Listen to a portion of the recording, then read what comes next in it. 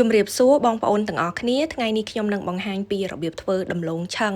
ហើយដំឡូងនេះគឺយើងអាចឆឹងជាមួយនឹងគ្រាប់ល្ងខ្មៅក៏បានឬមួយក៏យើងអាចយកវាទៅឆឹងជាមួយនឹងសាច់ដូងក៏បាន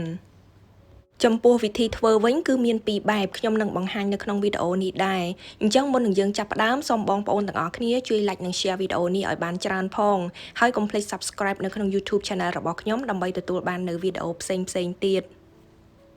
ចានេះគឺជាដំឡូងជ្វាដែលខ្ញុំនឹងយកវាទៅឆឹងហើយបរិមាណរបស់វាគឺចំនួន1គីឡូតោះអញ្ចឹងយើងមកចាប់ផ្ដើមធ្វើទាំងអស់គ្នាជាដំបូងគឺយើងត្រូវយកដំឡូងរបស់យើងនឹងមកលាងទឹករួចហើយចិតសម្បកវាចេញឲ្យស្អាត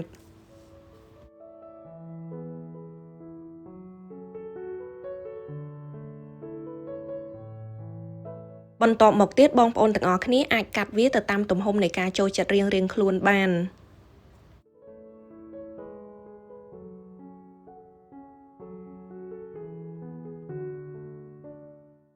ចាឥឡូវនេះដំឡូងផងយើងបានកាត់ជាដុំតូចៗរួចហើយ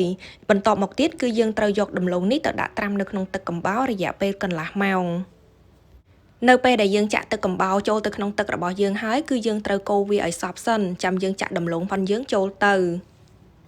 មូលហេតុដែលយើងត្រូវយកដំឡូងរបស់យើងមកដាក់ត្រាំនៅក្នុងទឹកកំបោរនេះគឺដើម្បីឲ្យសាច់ដំឡូងផងយើងនឹងឡើងរឹងល្អដូច្នេះនៅពេលដែលយើងយកវាទៅឆឹងគឺវាអត់បែកសាច់ទេចំពោះបងប្អូនដែលរកកំបោរអត់បានបងប្អូនអាចឆឹងដំឡូងនេះតាមបែបទី2បានដោយយកដំឡូងទៅបំពងជាមុនសិនចាំយកវាទៅឆឹងជាមួយនឹងស្ករចាឥឡូវនេះដំឡូងផងយើងបានត្រាំកន្លះម៉ោងរួចហើយអញ្ចឹងគឺយើងត្រូវយកវាមកលាងទឹកចេញឲ្យស្អាតម្ដងទៀត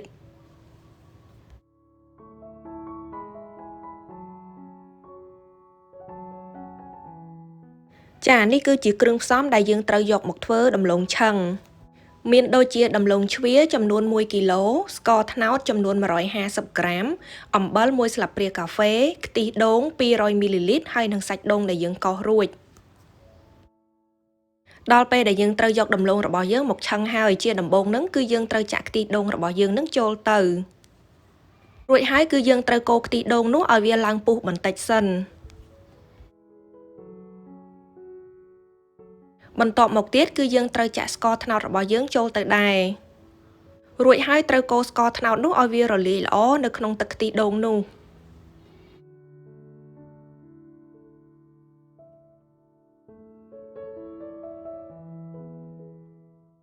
អំបិលបន្ទាប់មកទៀតគឺយើងត្រូវកូរខ្ទិះដូងស្ករត្នោតជាមួយនឹងអំបិលហ្នឹងរហូតដល់ស្កររបស់យើងនឹងឡើងជើងអង្ក្រងបន្តិចសិនចាំយើងចាក់ដំឡូងរបស់យើងចូលទៅ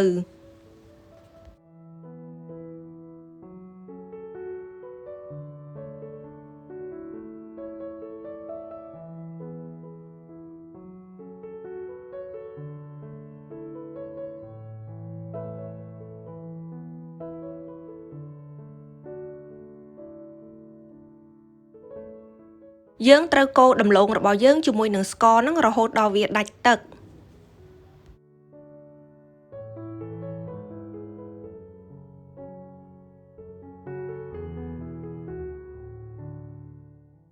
ពេលនេះដំឡូងរបស់យើងរៀងដាច់ទឹកបន្តិចហើយអញ្ចឹងដើម្បីឲ្យដឹងថាដំឡូងយើងឆ្អិនហើយឬនៅបងប្អូនអាចយកស្លាបព្រាមកចុចមើលបើមើលទៅដំឡូងផងយើងអត់ទាន់ឆ្អិនទេគឺបងប្អូនអាចបន្ថែមខ្ទិះដូងបានហើយយើងត្រូវកូរវារហូតដល់ដំឡូងរបស់យើងនឹងឆ្អិនបានល្អដោយសារការកូរដំឡូងជាមួយនឹងស្ករនឹងប្រើរយៈពេលយូរទម្រាំតែវាឆ្អិនមូលហេតុនឹងហើយបានយើងត្រូវយកដំឡូងនឹងទៅដាក់ត្រាំនៅក្នុងទឹកកំបោរជាមុនសិនដើម្បីឲ្យសាច់ផុនវាឡើងរឹងបានល្អនៅពេលដែលយើងកូរទៅគឺវាអត់បែកសាច់ទេតែប្រសិនបើបងប្អូនអត់ចង់កូរយូរបែបនេះបងប្អូនអាចធ្វើតាមក្បួនទី2បានដោយយកដំឡូងនឹងទៅបំពងជាមុនសិនចាំយកវាមកឆឹងជាមួយនឹងស្ករហើយពេលហ្នឹងគឺបងប្អូនមិនចាំបាច់ដាក់វាត្រាំនៅក្នុងទឹកកំបោរឡើយនៅពេលដែលដំឡូងរបស់យើងឆ្អិនបានល្អហើយពេលនោះគឺយើងអាចចាក់សាច់ដូងដែលយើងបានកោសរួចនឹងចូលទៅរួចហើយគឺយើងត្រូវកូរត្រឡប់ជាមួយនឹងដំឡូងនោះរយៈពេល1នាទីវាជាការស្រេច